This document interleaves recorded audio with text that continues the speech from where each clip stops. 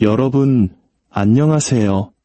돈의 흐름을 읽어 부의 지혜를 깨우는 곳, 당신의 금융 멘토, 핀플루언서 채널입니다.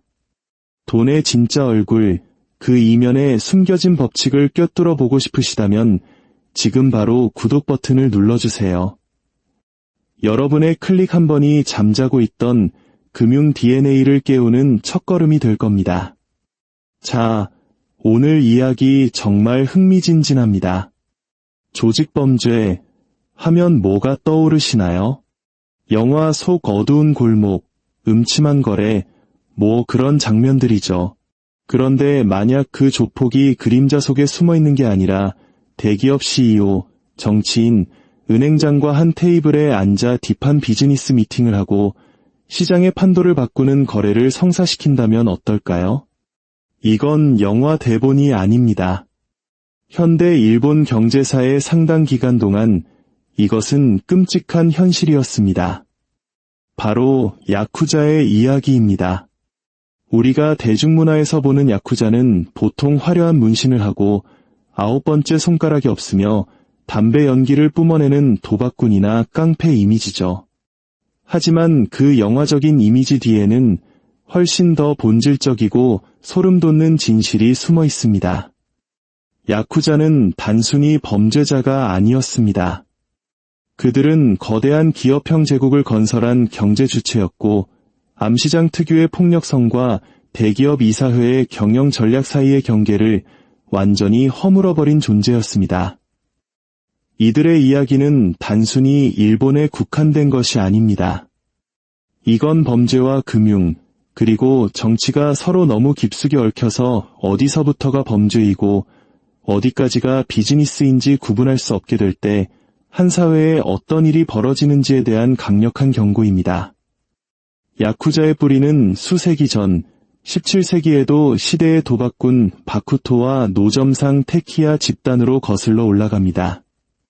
이들은 당시 일본 봉건 사회의 변두리에서 기생하며 소외된 이들에게 보호, 불법 대출, 그리고 형제와 같은 소속감을 제공하며 세력을 키웠죠. 처음에는 동네 좀도둑 수준이었던 이 집단이 여러 세대를 거치면서 일본 경제의 이면에 존재하는 거대한 평행 경제, 즉 그림자 경제로 성장하게 됩니다. 19세기에 이르러서는 도박장, 사채업, 밀수 경로 등을 장악하기 시작했죠. 그들은 더 이상 경제에 빌붙는 기생충이 아니었습니다. 그 자체가 경제의 일부가 된 겁니다. 생각해보세요. 지금처럼 은행 대출이 쉽지 않던 시절, 공식적인 신용 시스템에 접근할 수 없었던 수많은 서민과 상인들에게 야쿠자는 유일한 자금줄이었습니다. 법이 무력하거나 부패했을 때 그들은 자신들의 방식으로 계약을 집행했습니다. 뒤틀린 방식이긴 하지만 명백히 금융 중개인의 역할을 수행했던 거죠. 진정한 전환점은 20세기에 찾아왔습니다.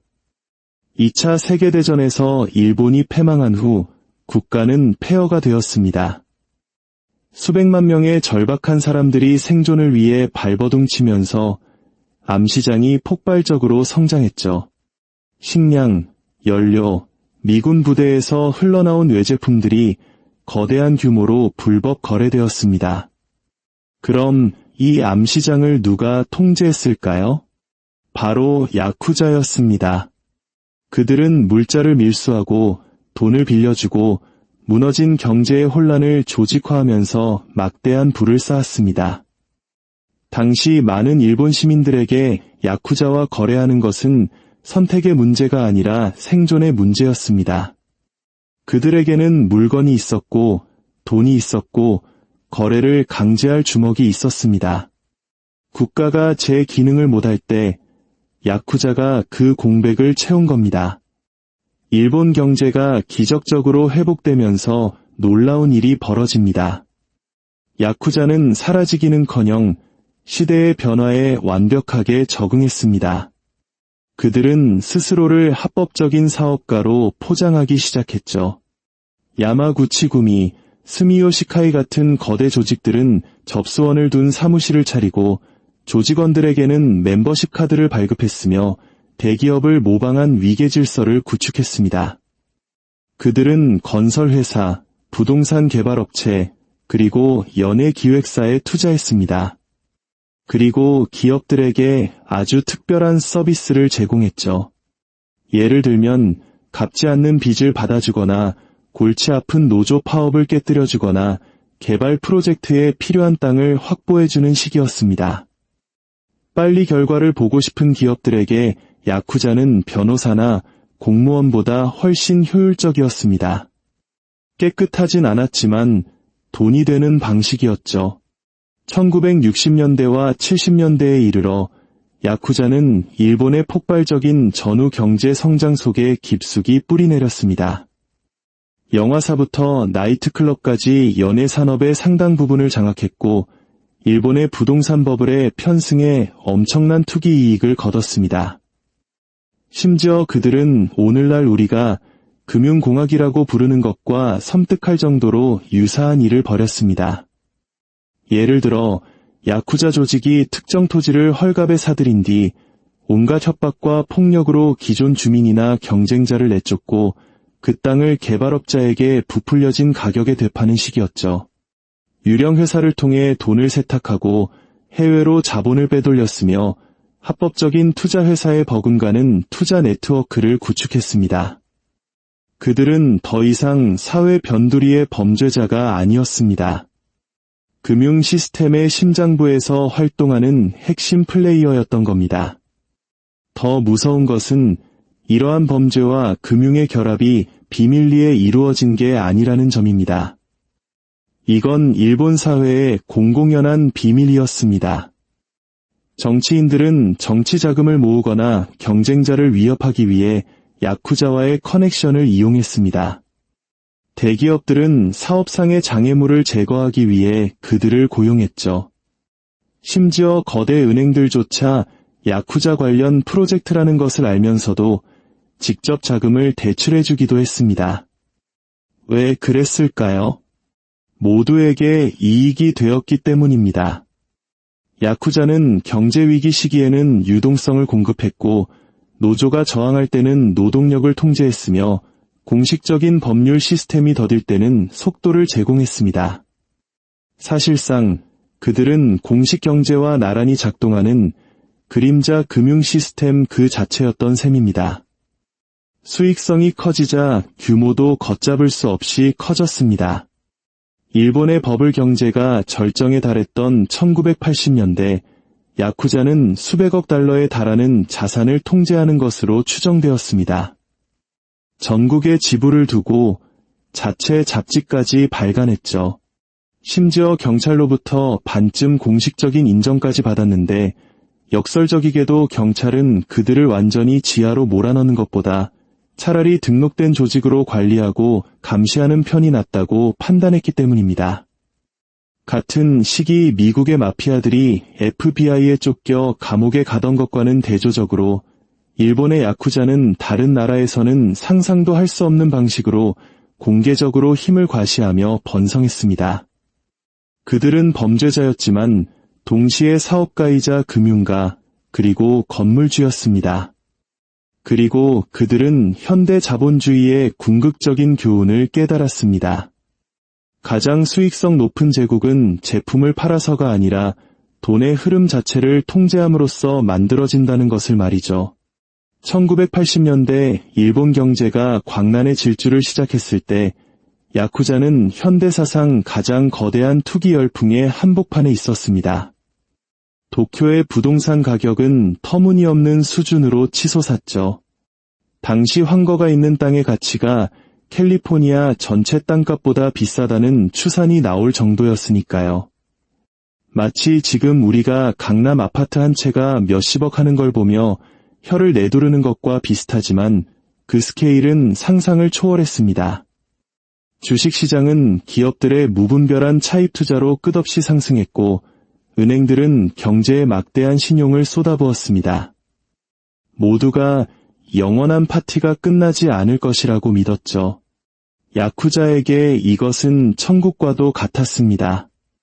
이미 건설, 엔터테인먼트, 부동산 분야에 탄탄한 네트워크를 구축해둔 그들은 이제 현금과 협박을 뒤섞은 방식으로 토지를 사고 팔고 주가를 조작하며 투기에 모든 자원을 쏟아부었습니다.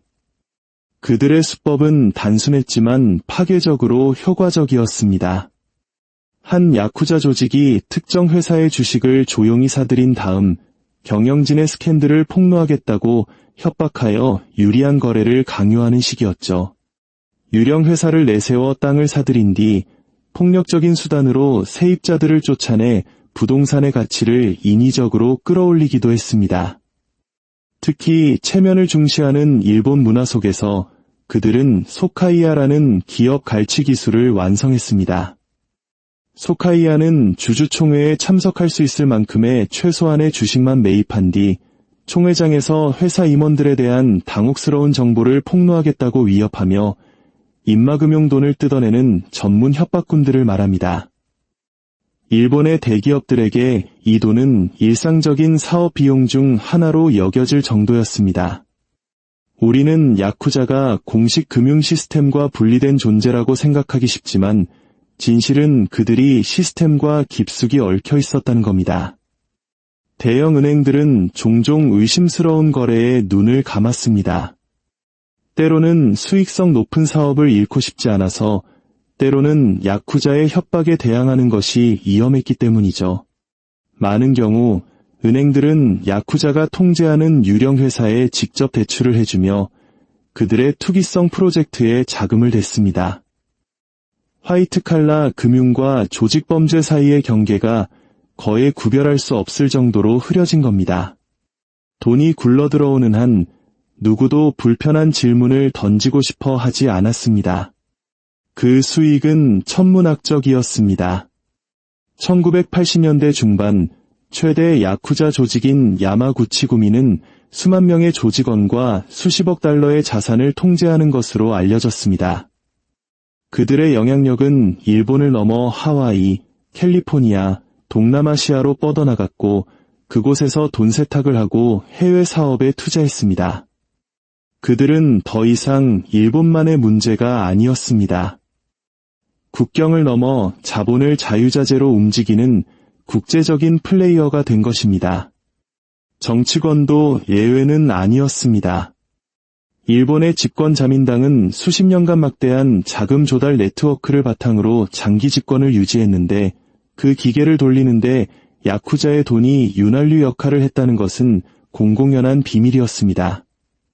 정치인들은 선거 자금 조달, 유권자 동원, 비판 세력 침묵시키기 등을 위해 조직에 의존했습니다. 그 대가로 야쿠자는 보호와 사업 계약, 그리고 공개적으로 활동할 수 있는 정치적 환경을 제공받았죠. 고위 관료가 조폭 연계 기부금을 받았다거나 반대파를 억압하기 위해 조직을 이용했다는 스캔들이 가끔 터져나왔지만 이 정경유착 시스템은 굳건히 유지되었습니다. 경제가 계속 성장하는 한 국가와 뒤얽힌 이 그림자 제국에 정면으로 맞서려는 사람은 거의 없었습니다. 하지만 영원한 것은 없죠. 1989년 마침내 일본의 경제 버블이 터졌습니다. 부동산 가치는 폭락하고 주식시장은 붕괴했으며 수조 달러의 장부상 자산이 허공으로 사라졌습니다. 일반 시민들에게는 잃어버린 10년으로 시작된 고통이 20년, 30년으로 이어졌습니다. 하지만 야쿠자에게 이것은 위기이자 동시에 기회였습니다. 많은 투자가 휴지 조각이 되었지만 최후의 집행자로서의 그들의 역할은 오히려 더욱 중요해졌습니다. 기업과 개인들이 줄줄이 파산하자 조직들은 빚을 회수하고 재산을 압류하며 사람들의 절망을 먹고 자랐습니다. 그들은 다른 이들이 망설일 때 폭력을 사용하여 자산을 청산하는 데 있어 누구보다 뛰어났습니다. 어떤 의미에서는 무너진 경제의 위기 관리자가 된 셈이죠. 이 시기가 특히 위험했던 이유는 1990년대에 들어 일본 규제 당국이 마침내 야쿠자의 영향력을 단속하기 시작했지만 조직들은 이미 적응하는 법을 터득했다는 점입니다. 그들은 회사를 대놓고 소유하는 방식에서 벗어나 복잡한 기업 구조를 통해 더 미묘하게 영향력을 행사하는 방식으로 전환했습니다. 금융, IT, 해외 투자 등 새로운 산업으로 사업을 다각화했죠. 일본 국내 경제가 침체되자 일부 조직은 해외 범죄 조직과 손잡고 새로운 수익 시장을 개척하며 활동 영역을 전 세계로 넓혔습니다. 교훈은 명확했습니다. 야쿠자는 일본 봉건 시대의 유물도 단순한 길거리 깡패도 아니었습니다. 그들은 적응력이 뛰어나고 기업가적이며 금융 시스템에 깊숙이 짜여 들어간 존재였습니다. 그들의 이야기는 단순히 범죄에 관한 것이 아닙니다. 권력과 돈이 어떻게 법 자체를 구부릴 수 있는지, 그리고 부패가 정상적인 비즈니스 관행과 구별되지 않는 시스템을 어떻게 만들어내는지에 대한 이야기입니다. 사실 일본의 야쿠자 경제가 완전히 독특했던 것은 아닙니다. 이탈리아의 마피아 네트워크부터 라틴 아메리카의 카르텔 금융까지 숨겨진 돈의 흐름을 용납하는 모든 국가는 범죄와 자본주의 사이의 동일한 흐릿한 경계에 직면합니다. 차이점이라면 일본에서는 야쿠자가 너무나 제도화되어 거의 제2의 경제가 되었다는 점뿐입니다. 1990년대에 이르러 일본은 더 이상 그 피해를 무시할 수 없었습니다. 버블 붕괴로 은행들은 부실 대출에 허덕이고 기업들은 빚더미에 빠졌으며 일반 시민들은 안정성을 약속했던 시스템에 대한 믿음을 잃었습니다. 수십 년 동안 야쿠자는 사무실, 명함, 공개 행사를 통해 버젓이 활동해왔습니다. 그러나 스캔들이 쌓이고 외국인 투자자들이 일본의 신뢰성에 대해 우려를 제기하자 정부는 마침내 그물망을 조이기 시작했습니다. 폭력단 대책법이 통과되어 기업이 조직과 거래하는 것을 금지했습니다. 경찰은 야쿠자 활동을 감시하고 와해시키기 위한 특별수사팀을 만들었습니다. 은행들은 관계를 끊으라는 압력을 받았고 정치인들은 더 이상 조폭 관련 기부자와 어울리는 모습을 보일 수 없게 되었습니다. 사상 처음으로 야쿠자 조직원 수가 감소하기 시작했습니다. 1960년대에 거의 9만 명에 달했던 정점에서 국가의 압박이 가해지자 그 숫자는 꾸준히 줄어들었습니다. 하지만 이 감소는 보이는 것만큼 단순하지 않았습니다. 조직들은 과거의 공개적인 허세를 버리고 더욱 깊은 그림자 속으로 이동하며 다시 한번 적응했습니다. 문 앞에 로고를 박은 사무실을 운영하는 대신 그들은 유령 회사, 바지 사장, 해외 계좌를 통해 활동했습니다. 이사회 회의실에서 기업을 갈취하는 대신 중개인을 통해 주식시장에 투자했죠. 다시 말해 그들은 눈에 띄기는 더 어려워졌지만 그 실체는 사라지지 않았습니다. 가장 두드러진 변화 중 하나는 국제금융에서의 역할이 커졌다는 점입니다. 일본 내 기회가 줄어들자 야쿠자 조직들은 마카오의 카지노, 하와이의 부동산, 동남아시아 전역의 사업체를 통해 돈 세탁을 하며 세계 시장으로 진출했습니다. 중국의 삼합회부터 러시아 마피아에 이르기까지 다른 범죄 조직과 동맹을 맺고 국경을 초월하는 네트워크를 구축했죠. 여러 면에서 이는 합법적인 금융의 세계화와 똑같은 모습이었습니다. 자본의 이동이 자유로워지자 조직범죄도 함께 자유로워진 겁니다. 아이러니한 점은 일본이 국내에서 단속을 강화하는 동안 문제는 단지 진화했다는 것입니다. 야쿠자는 덜 보이는 대신 더 정교해졌습니다. 사이버 범죄, 온라인 사기, 국제 자금 세탁에 관여하는 모습은 수법은 바뀌어도 논리는 그대로임을 보여줍니다. 범죄는 이익을 따르고 이익은 규제가 가장 약한 곳으로 흐른다는 논리 말입니다. 오늘날 세계에서 그것은 암호화폐, 조세 피난처, 혹은 이름도 생소한 곳에 등록된 유령 회사를 의미할 수 있습니다. 시스템이 복잡해질수록 조직범죄는 사라지는 것이 아니라 시스템을 모방하는 법을 배워 더 탐지하기 어렵지만 똑같이 부식성이 강한 방식으로 자신을 시스템에 내장시킨다는 것. 이것이 경제사학자의 교훈입니다. 야쿠자 이야기가 특히 중요한 이유는 주주총회에 나타난 문신을 한 깡패라는 충격적인 이미지 때문만이 아닙니다. 그것은 범죄와 자본주의가 정반대가 아니라는 보편적인 진실을 폭로하기 때문입니다. 그 둘은 종종 쌍둥이와 같습니다. 공식 시스템이 경직되거나 느리거나 제약이 많을 때 범죄는 유동성, 속도, 그리고 무자비함을 제공합니다. 결과를 원하는 기업이나 정치인에게 이러한 특성은 거부할 수 없는 유혹이 될 수 있습니다. 이것이 바로 야쿠자가 전후 일본에서 번성하고 버블 시대에 없어서는 안 될 존재가 되었으며 오늘날에도 다른 형태로 살아남는 이유입니다. 깨끗한 경제라는 생각은 현실보다는 환상에 가깝습니다. 모든 금융 시스템에는 그림자가 있고 진짜 거래는 종종 그 그림자 속에서 이루어집니다. 이게 단지 일본만의 문제라고 생각하신다면 우리 주변을 더 자세히 들여다보십시오. 야쿠자가 완성했던 수법들, 돈 세탁, 기업 협박, 채권 추심, 부동산 투기, 정치 자금 제공 이 모든 것은 어디에나 존재합니다. 이탈리아에서는 마피아가 건설 및 폐기물 관리 산업에 막대한 투자를 했습니다. 라틴 아메리카에서는 카르텔이 마약 수익을 은행과 부동산을 통해 세탁합니다. 화이트 칼라 범죄와 로비 활동이 합법화된 부패로 변질되는 경우도 많습니다. 이름표는 다르지만 그 작동 방식은 익숙합니다. 권력은 돈, 폭력, 그리고 영향력을 결합할 수 있는 자에게로 흐릅니다.